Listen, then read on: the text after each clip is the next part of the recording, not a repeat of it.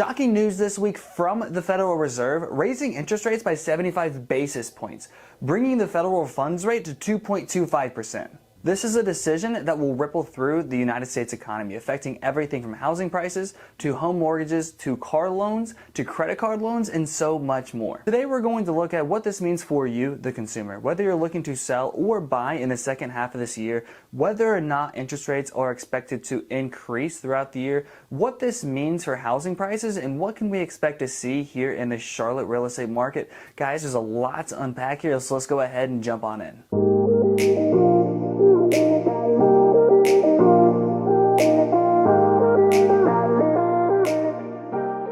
And I know many of us have some uncertainty about the future and have a lot of questions on what we could possibly expect in our overall economy here moving forward. So today I wanted to address that and speak to what I think may happen here in the real estate market moving forward. And I really want to get a conversation started with you, our viewers, because I really want to know what your thoughts are on this market. So if you could comment below with your thoughts on what's going on in this economy, what you think I'm wrong about, what you think I missed, and where you think we're headed here moving forward. And if you're like many of us, you're probably asking yourselves, what's the Federal Reserve thinking? Why would they raise interest rates and increase costs across the board for Americans all over the United States while we're all dealing with runaway inflation? It doesn't seem to make sense until you realize what dragon they're trying to slay. And the dragon's not household debt, the dragon is inflation. And reeling in this runaway inflation is the Federal Reserve's #1 goal.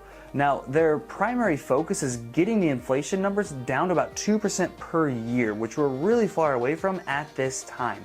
We actually haven't seen inflation this high in the past 4 decades. And I know we all have felt it, especially going to the grocery store. Whenever we go to the gas pump and fill up our gas. When we look at rents, mortgage rates, we're seeing it all across the board. It's affecting every aspect of our economy, and if they don't get this under control, then it's going to be very bad for all of us. So how did we get to this point where we're seeing massive amounts of inflation, the most we've seen since the 1980s? Well guys, it really boils down to 3 key reasons. The first is a couple years ago, the Federal Reserve dropped the interest rates to rock bottom levels. The second one is at the same time, they pumped trillions of dollars into the United States economy. And number 3 is we've all been experiencing supply chain troubles. So how did the Federal Reserve dropping interest rates attribute to where we are today with inflation? And to answer that question, we have to go all the way back to the very beginning of the pandemic, when the Federal Reserve dropped interest rates to record low numbers.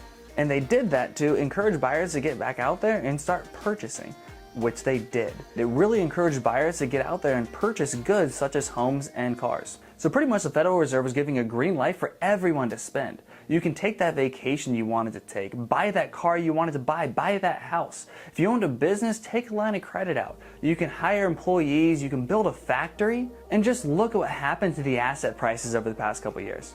Along with decreasing interest rates to record lows, the Federal Reserve also pumped trillions of dollars in the United States economy in the form of quantitative easing. Quantitative easing is a monetary policy strategy used by central banks everywhere. And what they do is they purchase securities and other assets as it pumps money back into the economy, which the Federal Reserve pumped trillions of dollars into the United States economy, increasing the monetary supply, which will increase the amount of inflation that we can tend to see. And to top it all off, we're seeing a ton of supply chain issues all across the board, affecting everything from cars, housing, to consumer goods. It's decreased the amount of supply we've seen while the demand has been increasing. And if the demand increases and the supply decreases, then what you're gonna find is prices increase as well. And one of the biggest weapons the Federal Reserve has to combat rapid inflation is increasing interest rates, because that's going to make borrowing money more expensive, which is going to decrease the amount of people that are actually going to borrow, which is going to decrease the demand. And the Federal Reserve really wants to get that inflation number to right around 2% annually. And the fluctuation in interest rates really affect the real estate market. And it's because buyers frankly don't buy homes for price point, they buy them for payment. Most buyers will take a mortgage out on a home and they're going to be looking at what they can afford monthly. And as that interest rate increases, their affordability decreases. The rule of thumb is every 1% fluctuation in interest rate, it changes their affordability, what they can actually look at, by about 10% in sales price. So if the interest rate increases by 1%, their affordability on a home price actually decreases by about 10%. And if we look at the mortgage rates here in 2022, we've seen they've skyrocketed since January. In January, you can find a 2.5% to 3% interest rate. Now you're looking at about 5.75 to about 6.25. For example, if a home buyer out there wanted to purchase a home and they wanted to take a loan out for $450,000 at a 3% interest rate, their monthly mortgage payment will be roughly $1,900. And if that same buyer wanted to purchase that same house and take a loan out for that same amount of money at a 6% interest rate, they're looking at a $2,700 a month payment, which is an increase of $800 a month. If that home buyer needed to stay in that $1,900 a month payment, what they're gonna have to do is they're actually gonna have to take a look at just taking a mortgage out for $320,000. So what we find is, with rising interest rates, a lot of buyers are forced out of the market because they cannot keep up with the monthly payments that work for their budget. And what happens is we see the demand decrease. We've already started to see this. We've seen record low amounts of new mortgage originations, and we've started to see the demand decrease in our market and the supply increase. So obviously housing prices are gonna crash, right? And I know many of you right now in the comments are saying, yes, Josh, prices are gonna plummet, there's gonna be a housing crash, we're gonna see a lot of strain on the real estate market. But there's three things I want you to keep in your mind before you jump to that conclusion. First off, homeowners across the United States have seen a huge increase in the amount of equity they have in their home. Take Charlotte, our backyard, for example. In the past year, we've seen a 26% increase in the average sales price. And in the past 2 years, we've seen the average sales price increase by 46%, which gives homeowners a lot of options if they get in a pickle. The second thing to consider is the average credit score of the home buyers we've seen purchase homes recently. In 2021, the average credit score of a home buyer was 731. If you compare that back to 2008 and 2009, where we were going into the great housing crash, the Great Recession, you saw the average credit score about 6 to 650. They were a little bit more likely to default on their loans than somebody at 731. The third thing we want to consider is we're facing a huge housing shortage in the United States. Right now, we're about 3.8 million homes short of how many homes we actually need in the United States. So even if supply increases in the short term, we still have a ton of demand, and that demand's not going anywhere. And one of the biggest factors that's affecting our demand for the coming years is millennials are buying homes. In 2022, 43% of the homes purchased were purchased by millennials. They were the largest generational group to buy a home. At 7.2 million large, millennials are the largest generation right now. So that's gonna keep this demand fueling for years to come. So these three factors should mitigate some of the pain that we see from the rising interest rates. So the truth about the US housing market crash is a bit more complicated than a lot of the sensational media posts you see and articles you see coming out. There's a lot of different factors at play, and there's a lot of things that we need to consider to identify where we may be going. And don't get me wrong, it's not all roses and sunshine. We're going to see some turbulence and some changes in this market, and frankly, we already have. We're just probably not facing a repeat of the great housing crisis back in 2009 and 2010. And here in Charlotte, we are starting to see the market slow down a little bit. We're starting to see the buyer pool shrink. There's more homes, more inventory available, and we're starting to see a lot more homes actually reduce their price. Now, there's a few factors we want to pay close attention to because it could really affect the real estate market. The first one is what the Federal Reserve is doing and what they're planning on doing moving forward.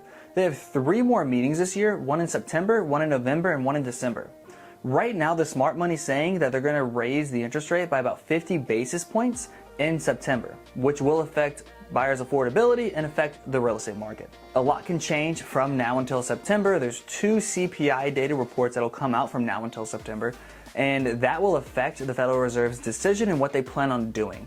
So paying close attention to that, and if they pivot from their plan, will definitely affect buyers' purchasing power and affect our real estate market. The next one we really want to pay close attention to is a lot of companies such as Tesla, such as Facebook, a lot of tech companies out there have started to mention that they are either going to lay off employees or decrease the number of employees they're hiring this year. So right now we're at record low numbers of unemployment, but if that number increases, that could definitely be a big red flag for us here in real estate. Nobody knows what exactly is going to happen here in the future. However, it's not all the doom and gloom in this economy that all the sensational media outlets are posting. There's a lot of bright spots in the United States economy. And one thing we really want to consider is Charlotte's a great place to live. It's one of the fastest growing areas in the United States. It's home to some top Fortune 500 companies like Wells Fargo, Bank of America, and Honeywell. And there's going to be a ton of growth in Charlotte because of all of the infrastructure and people moving to the Charlotte area. The biggest question is now a good time to buy or sell a home? And the answer is frankly maybe. And it really depends on what you're looking to accomplish and your independent goals. If you are a first-time homebuyer and you don't pay rent and you live with your parents or a family member, then it may behoove you to wait a little bit because we're probably going to see a little bit more inventory. We may see the prices come down a little bit here in the Charlotte area, which will give you more options and allow you to choose the home that's right for you. And if you're a home buyer and you're renting, you definitely want to consider your personal scenario because rental prices have been increasing pretty rapidly.